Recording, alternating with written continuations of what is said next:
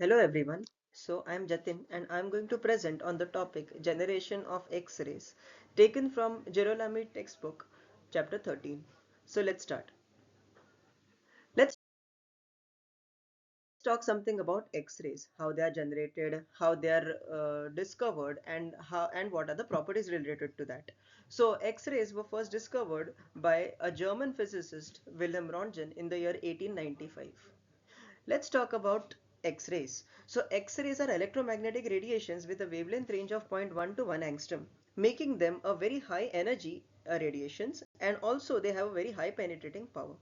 Due to a very high penetrating power, X-rays are biologically dangerous, and however, due to very small wavelength, it can be used to study the internal morphology of the crystal structures. Furthermore, the question arises how these X-rays are generated in the laboratory. So in the laboratory, we can generate X-rays using a hot cathode tube. Instrumentation, talking about instrumentation of hot cathode tube. So hot cathode tube consists of a cathode which is a filament which generates electron. Now in order to generate electrons, the temperature of this filament is increased. It is a hot filament which generates the electrons, and these electrons, they are bombarded to the target, which is nothing but an anode. uh, when these electrons strike the anode, what happens is the X-rays are generated. Now uh, these electrons, the voltage of these electrons, they basically decide that what would be the energy of the X-rays, and the current decides what must be the intensity of the X-rays. Furthermore, this is the diagram in which you can see the cathode filament and anode, and surroundingly, in order to control the temperature, there is water coolant supply. Now, since the temperature is one of the limitations here, as we talk about a hot filament. So what happens is when the electrons strike the anode may melt, and thereby decreasing the efficiency of the machine. So the question arises, how do we deal with this? So X-ray, in the typical X-ray tube design, instead of using a anode filament, we use a rotating anode, which is basically rotating at around 3000 to 6000 rotations per minute. Due to this, what happens is a small portion of the rotating anode is exposed, and thereby prevents the melting of the anode. Talking about the limitations. So the limitations again here arises is the X-rays which are emitted at right direction, they only reach the crystal. All the other X-rays, they get wasted. The question is, can we use these X-rays which are getting wasted?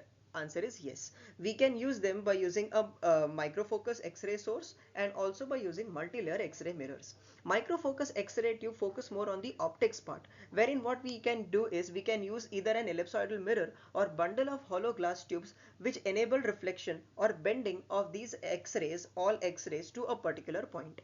What is the advantage of this? So the advantage being that it is a very high energy, very highly efficient.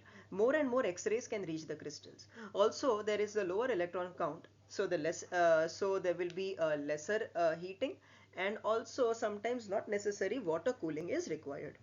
Multi-layer X-ray mirrors, although it works on the concept of constructive interference as per Bragg's law. What basically multi-layer X-ray mirrors are made up of? So X-ray mirrors are made up of tungsten and silicon layers.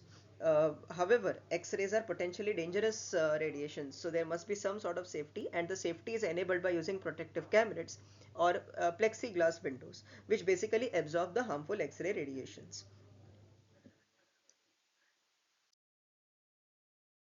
So there is a diagram for each, that is an ellipsoidal focusing mirror and multi-layer X-ray mirror. Furthermore, let's talk about what are the different types of X-rays which are generated. So in general, you will see that there are two types of X-rays which are generated. Number one, something called as a continuous radiation or a white radiation, and also something called as a characteristic radiation. Now, let's talk about continuous radiation, how they are produced. So X-ray continuous radiation is basically generated when very high speed electrons are striking on the metal. Thereby what happens is when that electron approaches the nucleus, its speed decreases due to electrostatic interactions, and thereby the speed of the electron decreases. Due to the change in this kinetic energy, what happens is the X-rays are generated. Although talking about characteristic radiations, Characteristic radiation, basically the electrons are going to knock off the electrons from the core orbit. That is the first orbit or second orbit. And what happens is, due to this, vacancies are generated. Thereby the higher energy electrons, they then get de-excited towards these vacancies and thereby emitting characteristic radiations. Let's talk about the fundamental difference and about both white radiations and characteristic radiation. So hereby you can see in this graph that the graph of X-ray intensity versus wavelength. This is a graph taken for a molybdenum metal target. What you can see is there are two kinds of radiation. There is a broad peak and there is a sharp peak. The sharp peaks are basically characteristic radiations, and these broad peaks are basically white radiations. What is the fundamental difference between them? So, firstly, the difference arises from the origin itself, which has been explained earlier. White radiations, they have a continuous spectrum of X-rays, and hence we can see a broad spectrum in the graph. Since their spectrum is a continuous spectrum, it resembles similar to the white light Vibgyor, and hence the term white radiation. The energy, the photon energy of white radiation can be given by E maxima is equal to E U, where U is the potential. Herein we can say that white radiation depends on the voltage that is applied. Talking about characteristic radiations are due to the electronic transitions between the energy levels, and hence that energy difference decides the wavelength of the X-ray generated and not the voltage. Furthermore, let's talk about something more in detail about characteristic radiation. Characteristic radiations are something which are more oftenly used due to their very sharp and very accurate wavelength values.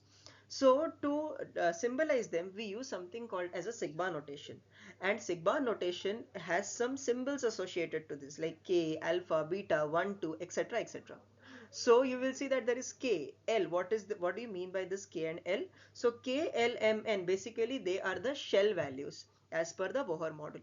Alpha and beta, they signifies that from which next higher energy shell the electron is transiting. 1, 2 signifies something called as spin orbit coupling. Let's take a simple example. Let's talk about K alpha. So K alpha basically it signifies the transition from 2p to 1s. Now question arises, why not from 2s to 1s? So the reason being that 2s to 1s have uh, same azimuthal quantum number value, that is L, and hence delta L becomes 0, which is a forbidden condition as per the selection rule.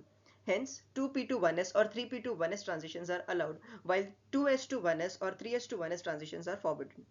Furthermore, the question is, which radiations are more commonly used? So answer is K radiations.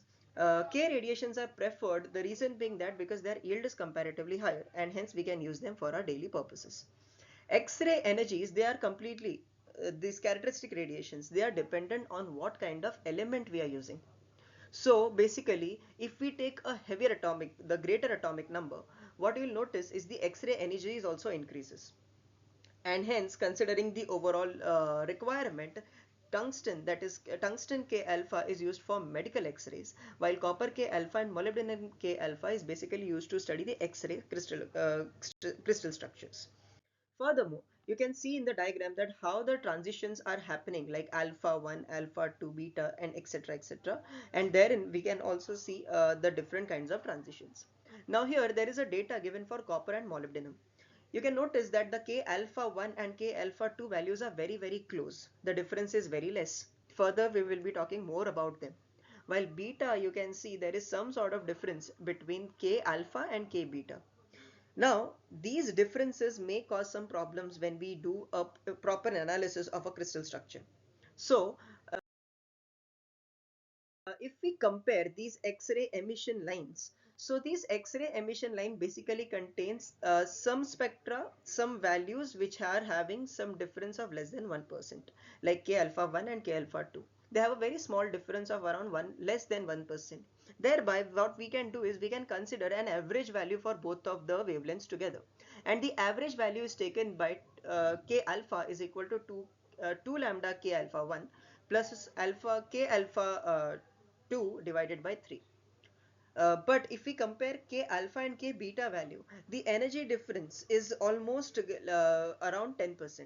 Thereby what can happen is there could be a overlapping diffraction pattern, thereby creating a lot of confusion and a complicated data.